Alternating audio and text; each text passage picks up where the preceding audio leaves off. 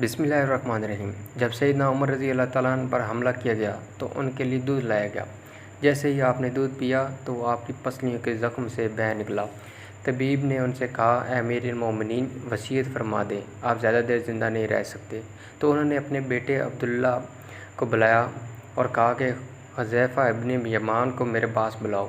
حذیفہ ابن یمان حاضر ہوئے۔ یہ وہ صحابی ہے جنہیں نبی کریم صلی اللہ علیہ وسلم نے منافقین کے ناموں کی فہرست عطا کی تھی، اور ان ناموں کے بارے میں اللہ پاک، اس کے رسول صلی اللہ علیہ وسلم اور حذیفہ بن یمان کے علاوہ کوئی نہیں جانتا تھا۔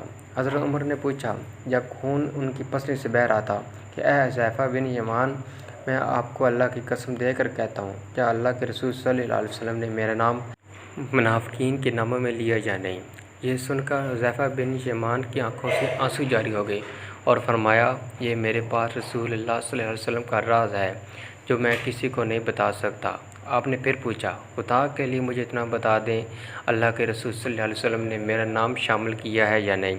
حذیفہ بن یمان کی ہچکتی بند نہ گئی اور کہتے ہیں، اے عمر رضی اللہ تعالیٰ عنہ، میں صرف آپ کو بتا رہا ہوں، اگر آپ کی جگہ کوئی اور ہوتا تو میں کبھی بھی اپنی زبان نہ کھولتا، اور وہ بھی حضرت صرف اتنا بتاتا ہوں کہ رسول اللہ صلی اللہ علیہ وسلم نے آپ کا نام شامل نہیں کیا۔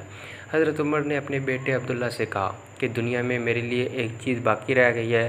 حضرت عبداللہ نے پوچھا، وہ کیا ہے ابا جان؟ حضرت عمر رضی اللہ تعالیٰ نے فرمایا، بیٹا، میں جوار رسول اللہ صلی اللہ علیہ وسلم میں دفن ہونا چاہتا ہوں۔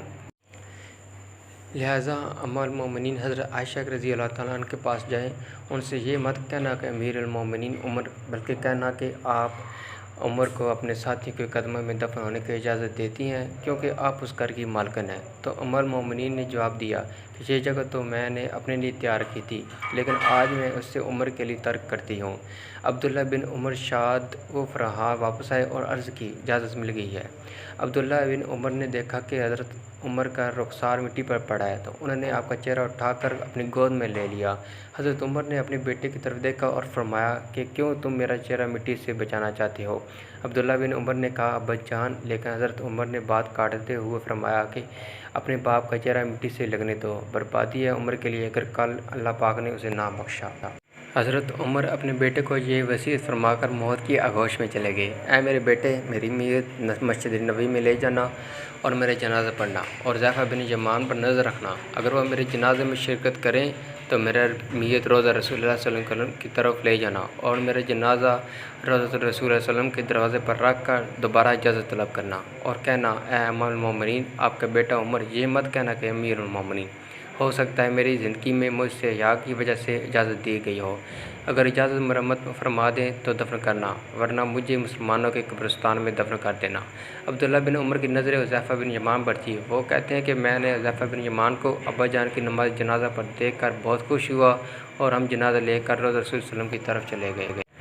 دروازے پر کھڑے ہو کر میں نے کہا، اے ہماری ماں، آپ کا بیٹا عمر دروازے پر ہے، کیا آپ تدفین کی اجازت دیتی ہیں؟ ام المومنین نے جواب دیا، مرحبا یا عمر، عمر کو اپنے ساتھی کے ساتھ دفن ہونے پر مبارک ہو۔ ام المومنین نے اپنی چادر سمیٹی اور روضہ رسول صلی اللہ علیہ وسلم سے باہر نکل آئیں۔ اللہ پاک راضی ہو حضرت عمر سے، زمین کا چپا چپا جن کے عدل کی گواہی دیتا ہے، جن کی موت سے اسلام یتیم ہو گیا، جن کو اللہ کے رسول صلی اللہ علیہ وسلم نے زندگی میں جنت کی خوشخبری دی، پھر بھی اللہ کے سامنے حساب دہی کا اتنا خوف، ہمارا کیا بنے گا؟ دعا ہے اللہ پاک ہمارے گناہ معاف فرمائے، آمین۔